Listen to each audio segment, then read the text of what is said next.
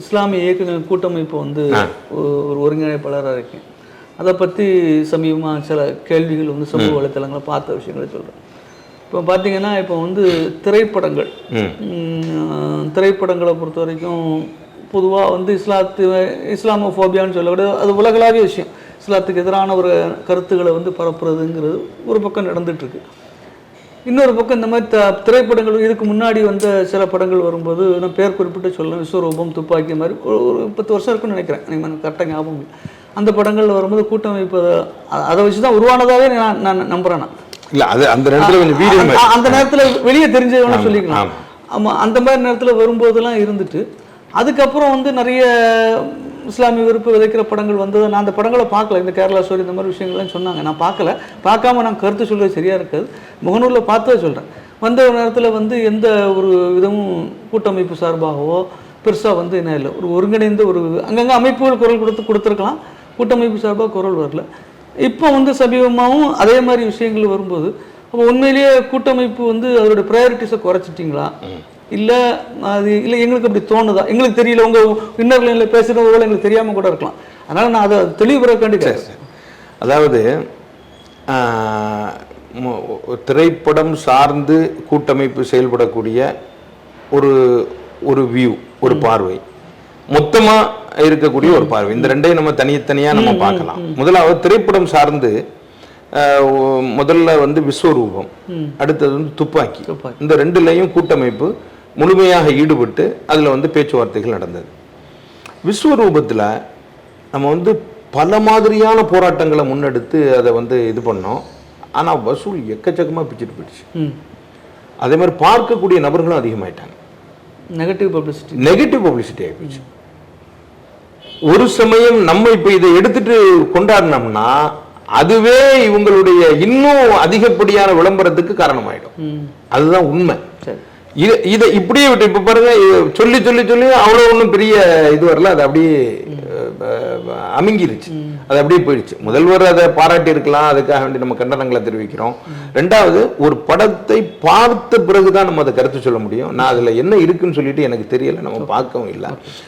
விஸ்வரூபம் அப்படி இல்லை, இதுக்காக வேண்டி தனியாக போட்டு காட்ட சொல்லி அதை பார்த்து அதுக்கு பிறகுதான் கருத்து சொல்லப்பட்டது. இந்த நிலையில் நம்ம இது இப்படி இருக்கிறது தான் இந்த கூட்டமைப்புக்கு சரி அப்படிங்கிற ஒரு அனுமானத்தினால அப்படி இருக்குதே தவிர வேற ஒன்றும் அதனுடைய செயல்பாடுகள்லாம் ஒன்றும் முடங்கிடல. இரண்டாவது, அரசியல் பார்வை. முதலில் இருந்த அரசு நாம சொன்னா கேட்கக்கூடிய இடத்துல இல்லாம இருந்துச்சு. சரி, இப்ப இருக்கக்கூடிய அரசு பெரும்பாலும் முஸ்லிம்களினுடைய வாக்குகளால தங்களுடைய ஆட்சி அமைச்சதுனால நாம் சொல்லக்கூடியதுக்கு செவி மடுக்குது. ஒரு அதிகார மட்டத்தில் இருந்து அந்த வேலையை நம்ம வாங்குறதுக்கும் போராட்டங்களை பண்ணி அதை பண்ணி இதை பண்ணி வாங்குறதுக்கு மத்தியில் பெரிய வித்தியாசம் இருக்கு. நம்மளால அப்படியே வாங்கிட முடியும் அப்படின்னு இருக்கும் பொழுது ஏன் வீணாக நம்ம அதுக்காக வேண்டி நம்முடைய கால நேரங்களையும் பணக்காசையும் நம்முடைய எஃபோர்ட்ஸ் நம்முடைய சக்தியையும் நம்ம செலவழிக்கணும். உதாரணமா இந்த சிறைவாசிகளுடைய விடுதலை, அதாவது இந்த 5 வருடங்களும் வச்ச ஒரே கோரிக்கை முஸ்லிம்கள் சிறைவாசிகள் விடுதலையாகும். வேற எதையுமே கோரிக்கை வைக்கல. எங்களுக்கு ஒரு மருத்துவக் கல்லூரி வேணும்னு சொல்லியோ அல்லது எங்களுக்கு இந்த பாதுகாப்பு அந்த எதுவுமே வைக்கல. சிறைவாசிகளை விடுதலை செஞ்சா நாங்க ஓட்டு போடுறோம். பாருங்க ஒரு சமுதாயத்தினுடைய நிலைமையை பாருங்க. கிடைக்கக்கூடிய உங்களுக்கு சட்ட ரீதியாக கிடைக்க வேண்டிய விஷயம். ஆமா, சலுகைகள். ஆமா, அதுக்காக வேண்டி நம்ம 5 வருடங்களை போட்டிருக்கிறோம். 5 வருடங்களுக்கு பிறகு அந்த முடிவு வரும் பொழுது ஓரளவு சிறைவாசிகள் எல்லாம் விடுதலையாகி அவர்களுக்கான பாதுகாப்பு, அவர்களுக்கான தொழில் ஏற்பாடு எல்லாத்தையுமே இந்த சமூகம் செஞ்சு நல்ல முறையில் இருக்கிறாங்க. இப்போ அவர்களை விடுதலை செய்ய ஆர்ப்பாட்டம் பண்றது, போராட்டம் பண்றது, இதனால எவ்வளவு பெரிய விரயங்கள் நேர காலமும் சொன்னால் செய்யுது. அப்படிங்கும்போது நம்ம அதை அதே மாதிரி ஏதாவது ஒரு இடத்துல இந்த பிரச்சனை அந்த பிரச்சனைன்னா நேர மேல்மட்டத்தை, அதாவது முதல்வரையோ அல்லது முதல்வருக்கு அடுத்த நிலையில் இருப்பவர்களையோ அல்லது அமைச்சர்களையோ நம்ம நேரடியாக போய் பார்க்க முடியுது. உடனே அவர்கள் அதற்கு பதிலளிக்கிறாங்க. சில நேரங்கள்ல முதல்வருடைய கவனத்திற்கு போகாம இருந்தா முதல்வருடைய கவனத்திற்கு போக வச்சுட்டா போதும், அது உடனடியாக நிவர்த்தி செய்யப்படுது. அப்படிங்கிறதுனால தான் கூட்டமைப்பினுடைய செயல்பாடுகள்ல ஒன்று ரெண்டு இல்லாமல் இருக்குதே தவிர மற்றபடி முதல் ஆட்சி அப்படி அல்ல. எல்லா இடத்துலயுமே நம்மளுக்கு பிரச்சனை கவனத்துக்கு வருது, உடனடியாக செய்யப்படுது. அல்ஹம்துலில்லாஹ் அது அப்படியே போயிட்டு இருக்கு. இப்போ வந்து கூட்டமைப்பு வந்து இப்போ 23 இயக்கங்கள் பொதுவாக வந்து விமர்சிக்கக்கூடியவங்க கூட 23 முஸ்லீம் அமைப்புகள்ங்கிற மாதிரி சொல்கிறாங்க. இப்போ நம்மளும் அந்த களத்தில் 25 வருஷம் பயணித்ததுனால அந்த அமைப்புகளுடைய பலம் எண்ணிக்கை ஓரளவுக்கு அசரத்த அளவுக்கு இல்லாட்டும் ஓரளவுக்கு தெரியும் வைங்களேன். ஆனால் இன்னும் மக்களோட தொடர்பு இருக்கக்கூடிய மக்கள் இயக்கமாக இருக்கக்கூடிய பல அமைப்புகள் வந்து இன்னும் அதில் இணையாமல் இருந்துட்டு இருக்கு. அது வந்து புதுசாக ஆரம்பித்தாங்க அதனால் இணையிறக்குன்னு நான் சொல்லலாம். பல அமைப்புகள் இருந்து கூட இந்த அமைப்புகளை வந்து ஒருங்கிணைக்கிறதுல எதுவும் பிரச்சனைகள் இருக்கா? அதாவது கூட்டமைப்புல ஏகதேசம் உள்ள அமைப்புகள், பலம் வாய்ந்த அமைப்புகள் எல்லாம் இருக்கு. ஒன்று ரெண்டு அமைப்புகள் அதுக்குள்ள வரல அப்படிங்கிற ஒரு ஆதங்கம் நம்மளுக்கு இருக்கு. எல்லாரும் உங்களை மாதிரி நம்மளுக்கு இருக்கு. அவர்கள் முறைப்படியான ஒரு கடிதங்கள் கொடுத்து அதற்காக வேண்டிய ஆலோசிக்கப்பட்டு அந்த கூட்டமைப்பினுடைய நிர்வாகம் அதற்கு ஒத்துழைக்கும் பட்சத்தில் தாராளமாக அவர்கள் உள்ள வரலாம். அதுல எந்த ஆட்சேபனையும் கிடையாது. இது வந்து சேர்த்து கொண்டு போறதுக்காக வேண்டிதான் கூட்டமைப்பை தவிர பிரிச்சு விடுறதுக்காக வேண்டி இல்லை. நீங்க அங்க போங்க இங்க போங்க, இது ஒன்றும் ஒரு அமைப்பு ஒரு இது கிடையாது. ஆமா, ஒரு கோஆர்டினேஷன் கமிட்டி தான். இது ஒரு ஒருங்கிணைத்து கொண்டு போக வேண்டிய வேலை தான். அதனால நான் ஒரு ஒருங்கிணைப்பாளராக இருந்து சொல்றது என்னன்னா, எல்லாருமே ஒன்றிணைந்து செயல்படுங்க, யாரும் பிரிஞ்சு போயிடாதீங்க. இதை தான் நம்ம அப்போதுல இருந்தே சொல்லிக்கிட்டு இருக்கிறோம். இதுவும் இப்பவும் நிலைப்பாடு தானே தவிர யாரையும் ஒதுக்கி வச்சு தள்ளி விடுறது அப்படிங்கறதெல்லாம் எதுவுமே கிடையாது. இல்லை, இப்போ நம்ம ஆல்ரெடி அதுக்கு தலைவர்னு ஒருத்தவங்க இருக்கிறாங்க. ஆமா, ஜமாத்துல் உலமாவுடைய மாநில தலைவர். கூட்டமைப்பினுடைய விதியே என்னன்னா, மாநில ஜமாத்துல் உலமாவினுடைய தலைவர் கூட்டமைப்பினுடைய தலைவராக இருப்பாங்க. இப்போ ஒருங்கிணைப்பாளர்களுடைய உங்க ரெண்டு பேரோட வேலை என்ன? ஆமா, ஒருங்கிணைப்பாளர்களுடைய வேலை என்னன்னா, ஒரு கூட்டத்தை ஒரு இப்ப தலைவர் வந்து ஒரு ஆர்டர் போடுறாங்க. இந்த இடத்துல செயலாளரோட வேலை. ஆமா, பொதுச் செயலாளருடைய வேலை. பொதுச் செயலாளருடைய வேலை அவருடைய கொடுக்குற வேலைகளை கூட்டத்தை ஒருங்கிணைக்கிறார். ஆமா, தலைவருடைய கட்டளைக்கு நம்ம செயல்பட வேண்டியது நம்முடைய வேலை. இல்ல, நான் சொல்றேன்னா இதுல வந்து எதுவும் ஸ்பெசிஃபிக்கா இருக்கா? இந்த அக்கிதாவை பின்பற்ற அமைப்புகள் தான் இதுல இருக்கணும் அப்படி எதுவும் அதுல எதுவும் இருக்கா? இதுல அந்த மாதிரியான எதுவும் இல்லை. ஆனால் டிஎன்டிஜே தவிர அந்த மாதிரியான ஒரு மோசமான கருத்துடையவர்கள் அவர்களை தவிர மீதி எல்லாரும் இதுல இருக்கலாம் அப்படிங்கறத இதனுடைய. இப்போ அதே மாதிரி இந்த அஹ்லுல் சுன்னத் ஜமாத்துல இருக்கக்கூடிய ஜாக் போன்ற அமைப்புகள்லாம் வந்து அவங்க இன்னைக்கு வந்து சமூக பணிகளை வந்து இப்போ ஆப்லேட் எடுத்து பண்ணிட்டு இருக்காங்க. இப்போ அவங்கெல்லாம் இணைச்சிக்கிறதுக்கு அதான் இது அவங்க கடிதங்கள் கொடுக்கணும், அதை கூட்டமைப்பினுடைய நிர்வாகம் ஒத்துக்கொள்ளணும். அப்படிதான் நம்ம ஏற்கனவே ஒரு கட்டமைப்புல போயிட்டு இருக்குது. இது செதையாம இருக்கணும்னா மசோதாவினுடைய அடிப்படையில முடிவு எடுக்க செய்ய முடியும். மற்றபடி அதுல வந்து என்னுடைய ஒரு தனி கருத்தோ அவருடைய தனி கொள்கை ரீதியாக முரண்பாடு. ஆமா, கொள்கை ரீதியான முரண்பாடு இருக்கனால நம்ம அதை அவங்கள முதல்ல முடிவு பண்ணி. இல்ல, சில போராட்டங்கள் நேரத்துல வந்து அவங்களோட சேர்ந்து எல்லா அமைப்புகளும் இது பண்ணுது. அப்போ இந்த மாதிரி விஷயங்களை இப்போ நீங்கள் வந்து இது அக்கிதாவான சார்ந்த விஷயங்கள் வந்து முன்னெடுக்கிறது கூட்டமைப்போட நோக்கம் இல்லை. அதுக்கு ஜமாத்துல் உலமா இருக்கு, அதுக்கு வந்து விஷயங்களை சொல்லிட்டு போறாங்க. அப்போ இந்த மாதிரி விஷயங்களை பண்ணும்போது அசர் சொல்றது முரண்பாடாக தெரியுது. தௌஹீத் ஜமாத் வந்து அது அக்கிதா விஷயத்துல உங்களுக்கு முரண்பாடுகள் இருக்கலாம், அது வந்து அது வேற பிளாட்ஃபார்ம். இது வந்து ஒரு சமூகம் சார்ந்த ஒரு அரசியல் சார்ந்த விஷயங்களை வந்து ஒரு சமூகத்தை ஒருங்கிணைக்கிறதெல்லாம் அது ஒரு கட்டமைப்பு உள்ள ஒரு இயக்கம் தானே. அதை ஏற்றுக்க முடியாத ஒரு முன்முடிவு எடுத்தது ஒரு முரண்பாடாக தெரியுது அந்த விஷயத்தை. அதாவது அது வந்து ஒரு கட்டமைப்புள்ள இயக்கம்தான், ஆனாலும் சமூகத்தில் ஒரு பலவீனமான நிலையில தான் இருக்குது. இந்த உம்மத் எதை நோக்கி இருக்குதோ அதுல அந்த சிந்தனையில இல்லை. உதாரணமாக அவர்களே எப்படி நோட்டீஸ் அடிக்கிறாங்க அப்படின்னா, நாங்கள் யாருடனும் உடன்படுவதில்லை, ஏன் தெரியுமா? இதான் கூட்டத்துக்கு தலைப்பு. இவங்களை போய் நீங்க எப்படி உடன்படுங்கன்னு எப்படி சொல்ல முடியும்? போஸ்டரே நான் உங்களுக்கு காட்டுறேன். சரி சரி, நான் இந்த அமைப்பு டிஎன்டிஜே தனியாக நிற்கிறது ஏன் தெரியுமா? யாருடனும் நாம் சேருவதில்லை ஏன் தெரியும்? அப்ப எப்படி சேர முடியாது. அவங்களே ஒரு முடிவு எடுத்துட்டாங்க, நம்ம யாரோடய சேர முடியாது இருப்போங்கிற முடிவு எடுக்கும்போது அது ஒன்றும் செய்ய முடியாது. ரெண்டாவது, இந்த உம்மத்தினுடைய பெரும்பாலான மக்கள் வந்து அதை ஏற்றுக்கொள்ளக்கூடிய சிந்தனையில் இல்லை. வெளியில பார்க்கும்போது அவங்க இவங்க அப்படி எப்படி இருக்கலாமே தவிர பெரும்பாலான சிந்தனை அப்படி கிடையாது. அப்படி இல்லை. அப்போ வந்து எதாவது சொல்லிக்க இந்த மாதிரி இருக்குது. இப்போ குறிப்பாக வந்து சமீப காலமாக வந்து எடுக்கக்கூடிய போராட்டங்களுக்கு ஒரு பொதுவான பேச்சு, அந்த அமைப்புகள் மத்தியில் அவங்களுக்குள்ள அந்த அரசியல் போட்டிகள் இருக்கும் இல்லையா, அதன் மாதிரி காழ்ப்புணர்ச்சின்னு சொல்லணும். அரசியல்னால் போட்டி இருக்கும். ஒருத்தர் வந்து ஒரு நிலைப்பாடு எடுப்பாங்க, இன்னொருத்தர் வந்து எதிர்பார்ப்பு. அது அவங்களுடைய கட்சியோட முடிவு, அதை நம்ம வந்து குறை செய்ய முடியாது. அது அவங்களோட சூழல் தகவல். அப்படி இருக்குது வந்து ஏதாவது வழியில் கூட்டமைப்பு பாதிக்குன்னு நினைக்கிறீங்களா? உதாரணத்துக்கு வந்து இப்போ இப்போ இருக்கிற ஆட்சிக்கு சார்பாக உள்ள கட்சிகளும் இந்த கூட்டமைப்பில் இருக்குது. இதில் இல்லாத எதிர்கட்சி ஆதரிக்கக்கூடிய கட்சிகளும், நான் பேர் சொல்லி விரும்பலை, அதை வந்து அங்கே இருக்கிறாங்க. அது ஏதாவது வழியில் அந்த முடிவு எடுக்கிறது, ஏதாவது இந்த கூட்டமைப்போட முடிவுகளை ஏதாவது பாதிக்குதா? அதாவது கூட்டமைப்பாக உட்கார்ந்து பேசும் பொழுது பல்வேறு விதமான கருத்துகள் வரும். ஓகே, ஒரு நிலைப்பாட்டில் இருக்கலாம், அது நேர் எதிர் நிலைப்பாட்டில் இன்னொரு அரசியல் கட்சி இருக்கலாம். மோதல் அந்த நேரத்துல வரதான் செய்யுது, கருத்து மோதல் வரும். ஆனா தலைவர் ஒரு விஷயத்தை டிசைட் பண்ணிட்டாங்க அப்படின்னா அதை வந்து எல்லாருமே கட்டுப்பட்டுருவாங்க. அதுக்கு பிறகு அதுல எதுவும் இது பண்ண மாட்டாங்க. அவங்களே சொல்லிடுவாங்க, இது கூட்டமைப்பினுடைய முடிவு, இதுக்கு நாங்க முழுமையாக கட்டுப்படுறோம், அதுக்கு ஒத்துழைக்கிறோம். அது இவங்க ஆட்சி பலத்தில் இருக்கும்போது அவங்க எதிர்பட்டாலும் சரிதான், அவங்க ஆட்சி பலத்தில் இருக்கும்போது இவங்க எதிர்பட்டாலும் சரிதான். இது கூட்டமைப்பினுடைய செயல்பாடுகளை எந்த விதத்திலும் பாதிக்கிறது இல்லை. அவங்க கட்டுப்பட்டுறாங்க. அதாவது மன சங்கடங்கள் இருக்கும், கருத்து மோதல்கள் இருக்கு, இருந்தாலும் இது நம்ம கூட்டமைப்புங்கிற ரீதியில இதுக்கு நம்ம ஒன்றுபட்டு நம்ம கேள்வி கூட்டமைப்பு செயல்பாடுகளை பாதிப்பு தலைவருடைய சொல்லுக்கு அவங்க எல்லாருமே கட்டுப்படுவாங்க. அப்படிங்கிற ஒப்பந்தத்தின் அடிப்படையில தான் நம்ம அது செயல்படுறோம். ஆமா, இப்போ நம்ம வந்து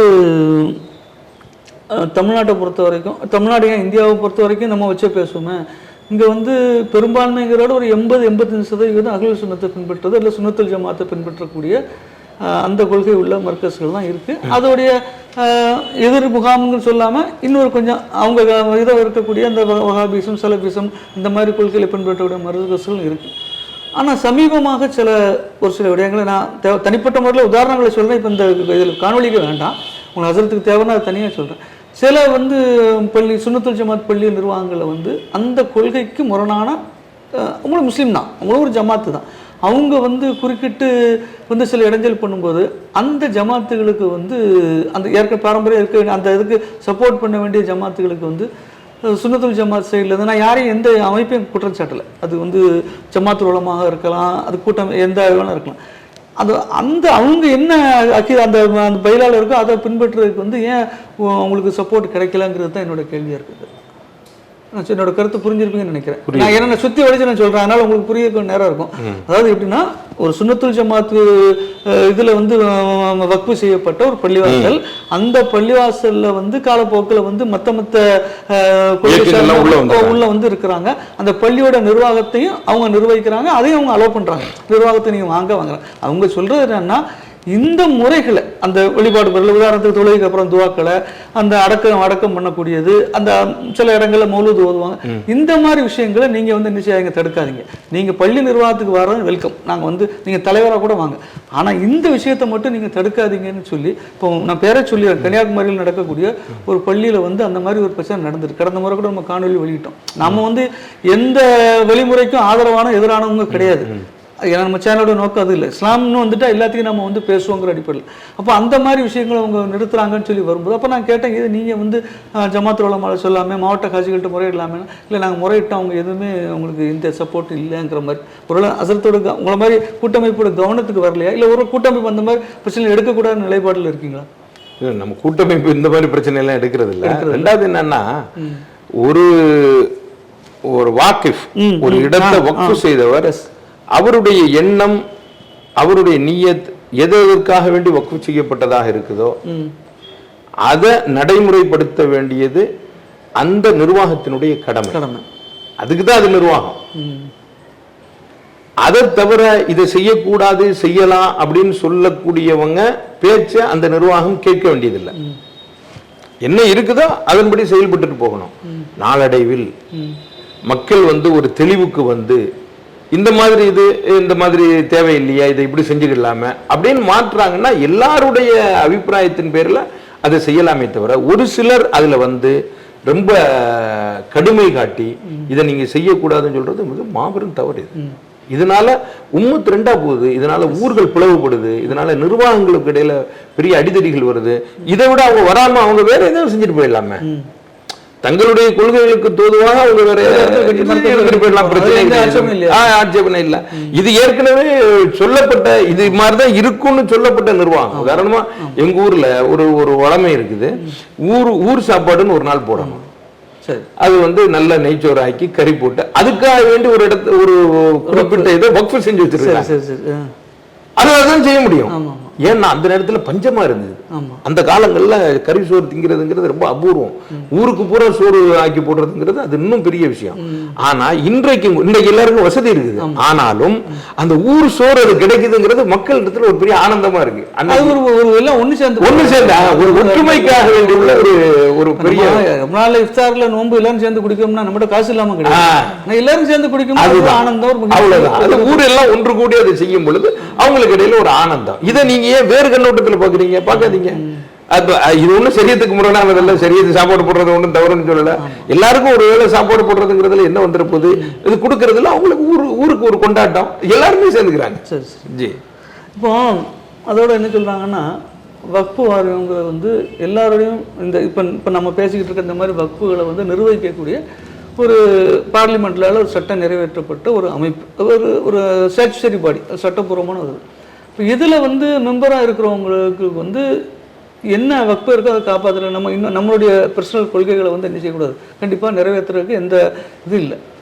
ஆனால் ஒரு பொதுவான இப்போ குரல்கள் அங்கங்கே இப்போ நம்ம கூட 2-3 பேட்டி எடுத்தோம், நேற்றைக்கு கூட எடுப்போம். அப்போ அவங்க என்ன சொல்கிறாங்கன்னா, இந்த தர்கா வழிபாடு உங்களுக்கு பிடிக்காமல் இருக்கலாம், அப்படி உள்ளவங்க வந்து அந்த இடத்துக்கு வரக்கூடாது. ஏன்னா தர்காக்களையும் நிர்வகிக்கக்கூடிய ஒரு இடத்துல தான் இருக்குது, அந்த வக்ஃபோட வேலை இருக்குது.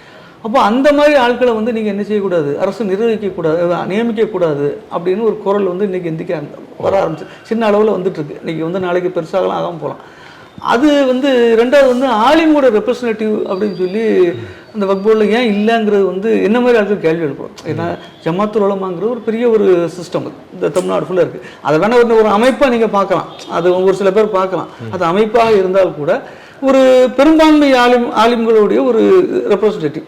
அப்போ ஏதாவது அதிலிருந்து ஒருத்தரை வந்து நம்ம வந்து எடுக்கலாம் தானே. இப்போ வந்து ரினவுண்டு பர்சன் சொல்லி ஒரு ஆள் எடுக்கிறாங்க, அதை வந்து இல்லாமல் அது ஒரு பொலிட்டிக்கல் அப்பாயின்மெண்ட், அது அரசியல் ரீதியான ஒரு நியமனங்களாக இல்லாமல் இது போன்ற ஒரு ஆளுங்களை ஏன் இதை வந்து நம்ம ஒரு குரலாக நீங்கள் இப்போ ஒரு கோரிக்கை ஒன்று இப்போ உங்களுக்கு ஓரளவுக்கு நெருக்கமான ஒரு புரிஞ்சுக்கிற ஒரு அரசு இருக்கும்போது இந்த நேரத்தில் இது சாதிச்சுட்டா இனி வருங்காலங்களில் தொடர்ச்சியாக கொண்டு வர முடியும் தானே. அதாவது வக்ஃப் போர்டு எப்படி இருக்கணும் அப்படிங்கிற ஒரு ப்ரொசீஜர் இருக்கு. ஆமாம், அதில் வந்து இத்தனை பேர் எம்எல்ஏக்கள் இருக்கணும், இத்தனை எம்பிக்கள் இருக்கணும், சியா காசி ஒன்று, சுன்னத்துல் ஜமாத்தினுடைய காசி ஒன்று, அதில் அட்வொகேட்ஸு இருக்கணும். அதில் வரும் பொழுது முத்தவல்லி ரெப்ரஸன்டேட்டிவ் இருக்கணும். அந்த முத்தவல்லி ரெப்ரஸன்டேட்டிவ் இருக்குல்ல, அது மட்டும்தான் தேர்ந்தெடுப்பு. ஆமாம், மீதி எல்லாம் நியமன உறுப்பினர்கள் தான். இது ஏற்கனவே ஒரு ப்ரொசீஜரை போட்டு வச்சிருக்கிறாங்க. இப்போ இந்த 2 பேர்ல, இந்த முத்தவல்லிகளாக இருக்கக்கூடிய 2 பேர்ல யாராவது ஆலிம்கள் முத்தவல்லிகளாக வந்து அவர்கள் போட்டியிடலாம், அதற்கான வாய்ப்பு இருக்கு. நான் எப்படி சொல்றேன்னா, இப்ப அரசு நியமனம் பண்ணக்கூடிய 2 பேர், அரசு நியமனத்துல ஒரு காசி இருக்கிறாங்க. இல்ல காசி போக, அதாவது வந்து சமூக ஆர்வலர்கள் அப்படிங்கிற ஒரு கேட்டகரியில 2 பேரை கொடுக்குறாங்க. சமூக ஆர்வலர்கள் 2 கேட்டகரியில் 2 பேரை அது அரசு தான் நியமனம் பண்ணுது, அது தேர்தல் கிடையாது. அதுல 2 பேர்ல ஒரு ஆள் வந்து ஜமாத்துல் உலமாவோட ரெப்ரஸன்டேட்டிவ் ஒரு ஆள் இருந்தா ஒரு கோரிக்கை வைக்கலாமே. கோரிக்கை வைக்கலாம். அது அரசினுடைய கவனத்திற்கு உட்பட்டது. அதான் சொல்றேன், அரசினுடைய கவனத்திற்கு நம்ம கொண்டு போகலாம். இப்போ பிரச்சனை இப்ப நீங்க ஹசரத் சொல்லும்போது சொன்னீங்க, சில விஷயங்கள் முதல்வர் கவனத்துக்கு போகாம இருக்கு, நம்ம கொண்டு போனா வந்து அதை வந்து பண்றாங்க. இந்த மாதிரி விஷயம் பண்ணும்போது இது ஒரு பெரும்பான்மை எல்லாருடைய குரல் போகும்போது வக்ஃபோட நடுநிலையை வந்து யாரும் சந்தேகம். சமூக ஆர்வலர்கள் 2 பேருன்னு சொன்னீங்களா, அது யார் யார் இருக்கா? இப்ப யார் யார் இருக்கா எனக்கு கரெக்டாக சொல்லணும்னா 2 பேர் போடுவாங்க. 2 பேர் சமூக அப்படி இல்லை. நீங்கள் எனக்கு நான் பேர் ஞாபகம் இல்லை, தெரியல. நான் உங்களுக்கு சேட்டி பண்ணி தான் வாங்கி தரேன். 2 பேர் இருந்ததுன்னா தாராளமா போடலாம். அதான் ஏற்கனவே வக்ஃப் போர்டு வக்ஃபுனுடைய நான் அந்த கான்ஸ்டிடியூஷனுக்குள்ள தான் சொல்றேன். அதுக்குள்ள வார மாதிரி ஒரு அமைப்பை உருவாக்கி ஒரு ஏற்பாடை ரெடி பண்ணி நம்ம என்ன செஞ்சிடலாம், அந்த சட்டத்தை இது பண்ணி அதுல ஜமாத்துல் உலமாவுடைய ரெப்ரசன்டேட்டிவ் பண்ணலாம்.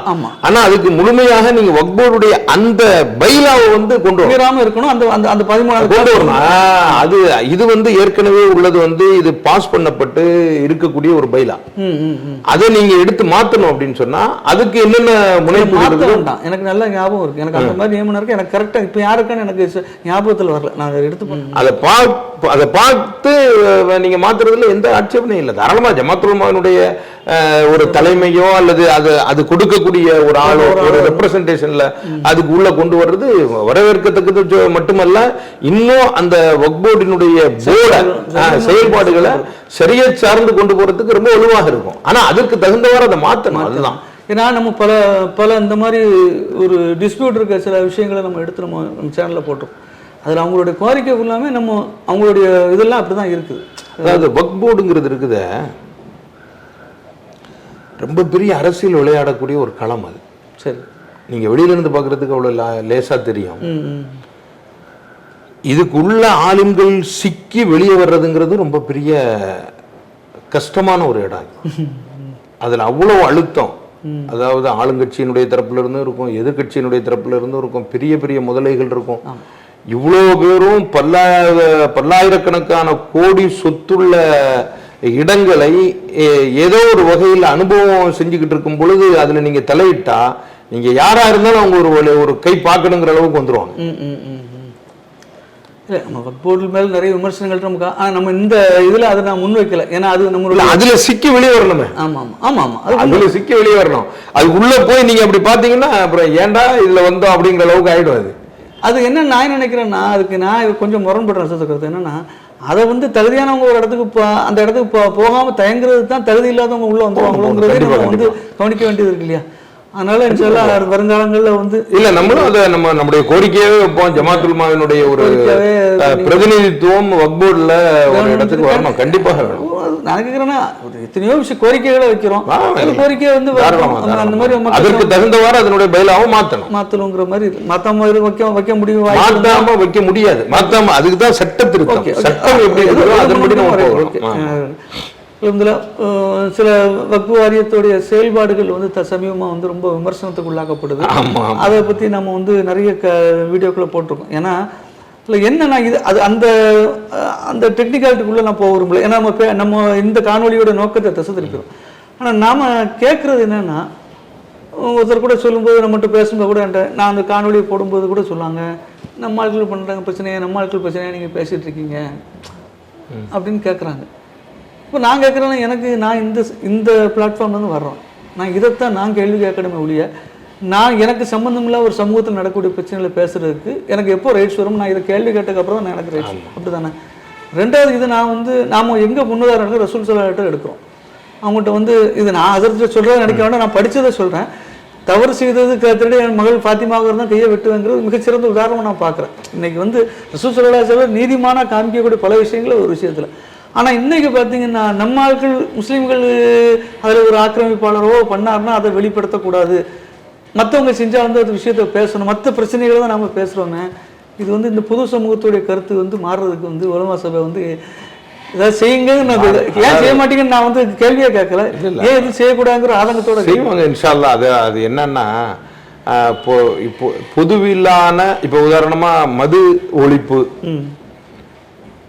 இது எல்லாருக்குமே தெரியும், மது குடிக்க கூடாது. ஆனாலும் சொல்ல வேண்டியது இருக்கு. ஆமா, அதே போல எல்லாருக்குமே தெரியும் வக்ஃபுடைய சொத்துக்களை அந்த மாதிரி ஆட்டை போடக்கூடாதுங்கிறது தெரியும். ஆளுங்கள் சொல்லிக்கிட்டு தான் இருப்பாங்க, இன்ஷா அல்லாஹ் சொல்லுவாங்க. ரெண்டாவது இப்போ நீங்கள் சொன்னதுனால எனக்கு ஞாபகம் வருது. இப்போ சமீப காலத்தில் அந்த மாதிரி இளைஞர்கள் மத்தியில் இப்போ இந்த சமூக இப்போ வலைத்தள காலம் அது இப்போ உள்ள 2000க்கு அப்புறம் பிறந்தவங்களுக்குலாம் என்ன பழைய வரலாறுன்னு தெரியாது. இப்போ இவங்க வரலாறை பார்த்து இப்போ புதுசாக அந்த யூடியூப் புலிகள் நிறைய பேர், இப்போ நம்ம யூடியூப்ல தான் பேசுகிறோம் அதனால சொல்கிறேன், யூடியூப் புலிகள் நிறைய பேர் உருவாகிறாங்க. இவங்க இஸ்லாத்தை முறையாக படித்தவர்களும் இருக்காங்க. சிலவங்க கேள்வி ஞானம் உள்ள. இப்போ நான்லாம் அந்த விளையாட்டுக்கே போக மாட்டேன். எனக்கு தெரிஞ்சால் கூட நான் அதை ஆலிமிட்ட கேட்டு தான் நான் சொல்கிற வழியாக அதில் என்னோட கருத்தை நான் சொல்ல மாட்டேன். ஆனால் அவங்க குரான் ஹதீஸை படிச்சுட்டா சொல்லிட்டு அதில் இப்படி தான் சொல்லுது இஸ்லாமு. அப்போ புதுசாக இப்போ இந்த ஜிஹாது செய்யணும் அல்லது கிராஃபத்தை கொண்டு வரணும், அப்படிங்கிற ஒரு போக்கு வந்து சமீபம் ஒரு 3-4 வருஷமாக இந்த இணையதளங்கள்ல அதிகமாக பரவி அதுக்கு ஒரு ஆதரவு தளம் உருவாகி அது எங்கே போய் முடியுதுன்னா கடைசியில் வந்து அந்த அரசியல் சாசனமே தேவையில்லை, இதை வந்து இந்த ஓட்டெடுப்பு சிஸ்டமே தப்புங்கிற அளவுக்கு சொல்ல போய் அது இன்னைக்கு ஒரு பக்கம் வழக்கு அந்த மாதிரி போயிட்டுருக்கு. இதை வந்து ஜமாத் உலமா கருத்தில் கொண்டு இது அதுக்கான உங்களுடைய இதில் வந்து நான் ஒரு ஆலிம்ங்கிற அடிப்படையில் கேட்குறேன் நான் கேட்குறேன், இதை வந்து உங்களை மாதிரி ஆலிம்கள் வந்து இதை வந்து இது ஹக்கை நீங்கள் எடுத்து சொல்லி இளைஞர்களை வந்து ஏதாவது சில திட்டங்கள் இருக்கா? கண்டிப்பாக அதாவது நீங்கள் சொல்லக்கூடிய நான் சொல்ல வேண்டியதை நீங்களே சொல்லிட்டீங்க. சரி, அதனால ஒரு தவறான சிந்தனையின்பால் திருப்பக்கூடிய இல்ல நீங்க ஹஸரத்தோட சொல்லுங்க, நான் சொன்னது நான் என்னோட அனுபவத்தில் சொல்றேன். ஹஸரத்தோட இல்ல அதான் இப்ப அதாவது ஹிலாஃபா வேணுங்கிறதோ அல்லது ஜிஹாதுடைய சம்பந்தமாகவோ செய்யக்கூடிய இந்த காணொளிகள் முழுமையாக கண்டிக்கப்பட வேண்டியவை. இளைஞர்களை இது மாதிரியான வழியில் திசை திருப்பி கொண்டு போகக்கூடியவர்கள் இனங்காணப்பட்டு அவர்கள் சமுதாயத்தால் கண்டிப்பாக ஓரங்கட்டப்பட வேண்டும். அவங்க வந்து செய்யறதுக்கு அவங்கள நம்ம இடம் கொடுத்துடக்கூடாது. ஏதோ ஒரு வகையில் அவங்க உணர்ச்சி வசப்பட்டு இந்த மாதிரியான வலைக்குள்ளால விழுந்துடுறாங்க. இவர்களை பாதுகாக்கணும். முதல்ல எப்படி ஒரு போதையில விழுறதை விட்டு நம்ம பாதுகாக்கிறோமோ அதே மாதிரி இந்த போதையில் விழுவதை விட்டு நம்ம பாதுகாக்கணும். அது அதனுடைய கடமை எல்லாருக்கும் இருக்குது. அது குறிப்பாக இன்னைக்கு வந்து இந்த யூடியூப் சமூக வலைதளங்கள் பொதுவாகிவிட்ட இந்த சூழல்ல யார் வேணாலும் எது வேணாலும் சொல்லலாம் அப்படின்னு நம்ம நினைச்சுக்கிட்டு உட்கார்ந்து இருக்க கூடாது. சொல்வையை அனைத்தும் கண்காணிக்கப்படுகிறது. அது ஏதாவது ஒரு ரீதியில் நமக்கு சிக்கலை உண்டு பண்ணிவிடும். அப்படிங்கிறத சமூகத்தினுடைய இளைஞர்களுக்கு கண்டிப்பாக நம்ம சொல்லி வைக்கணும். இன்னைக்கு அதனால பாருங்க பல குடும்பங்கள் தத்தளிச்சுக்கிட்டு இருக்குது, பல பேர் கைது செய்யப்படுறாங்க. ஏன்? ஏதாவது ஒரு பிரயோஜனம் இருந்துச்சா? ஒண்ணுமே இல்லை. ஏன் அந்த தவறை செய்றீங்க? அரசும் இதற்கான பல முனைகள்ல இதை நீங்க செய்யாதீங்க அப்படின்னு சொல்லி அரசு வந்து ரொம்ப கண்டிக்குது. அதற்கான எச்சரிக்கைகளையும் கொடுக்குது. அதே மாதிரி நாமும் எச்சரிக்கிறோம், நீங்க இந்த மாதிரி இளைஞர்கள் இந்த மாதிரியான தவறான சிந்தனைகளின் பக்கம் போகாதீங்க. உங்களுக்கு வழிகாட்டுவதற்காக வேண்டி உங்க மஹல்லாவினுடைய இமாம் இருக்கிறாரு, அவருடைய பேச்சை கேளுங்க, அவருடைய ஜும்மா உரையை கேளுங்க. அதில் தவறு இருந்தால் அவரிடத்துல போய் கேளுங்க. தவறா சொல்லிட்டீங்களா அல்லது தவறுன்னு உங்களுக்கு தெரிஞ்சுன்னா அதை திருத்திக்கிடுங்க. இதை தவிர நீங்க வேற ஏதாவது இயக்கங்கள் புதுசா வருது, இதுல நம்ம சேர்ந்தா நம்ம ரொம்ப இதாயிடுவோம் அப்படின்னு நினைச்சிட்டு தயவு செஞ்சு உங்களை நீங்கள் திசை திருப்பி விடாதீர்கள். இதனால் பல இன்னல்களுக்கு நீங்கள் மட்டுமல்ல முழு சமுதாயம் அதற்காக வேண்டி கைகட்டி நிற்க வேண்டியது இருக்கும். உணர்ச்சி வசப்படாமல் அறிவு வயப்பட்டு சிந்தித்து நீங்கள் அழகான பாதையை தேர்ந்தெடுக்க வேண்டும் என்று இளைஞர்களை நான் அன்போடு வேண்டிக் கொள்கிறேன். உங்களுடைய மேலான நேரத்தை வந்து எங்களுடைய நேயர்களுக்காண்டு பல விஷயங்களை வந்து ஒளிவுமுறை இல்லாமல் நீங்கள் வந்து விருப்பங்கள் அப்பாற்பட்டு சொன்னீங்க. மிக சிறப்பான ஒரு நேர்காணலாக அதை நம்ம பார்க்குறோம். வருங்காலங்களில் இது போன்ற சமூக பிரச்சனை சார்ந்த விஷயங்களை உங்களுடைய மேலான கருத்துக்களை எங்கள் சேனல் மூலமாக எங்கள் நேயர்கள் மூலமாக நீங்கள் சமூகத்தை தொடர்ந்து சொல்லணும். உங்களுடைய நல்ல பணிகளை வந்து இறைவன் புறத்து எல்லாம் நன்மையாக்கி தரட்டும்னு நாங்களும் பிரார்த்தனை செஞ்சுக்கிட்டோம். உங்கள் தந்ததுக்கான உங்களுக்கு நிஜாக்குமுல்லாக்கு இதுக்கு நேரத்தை கொடுத்ததுக்கு இனியும் நம்ம மீண்டும் சந்திப்போம். அஸ்ஸலாமு அலைக்கும். வலைக்கும் அஸ்ஸலாம் வரஹ்மத்துல்லாஹி வபரகாத்துஹு. மிக்க நன்றி.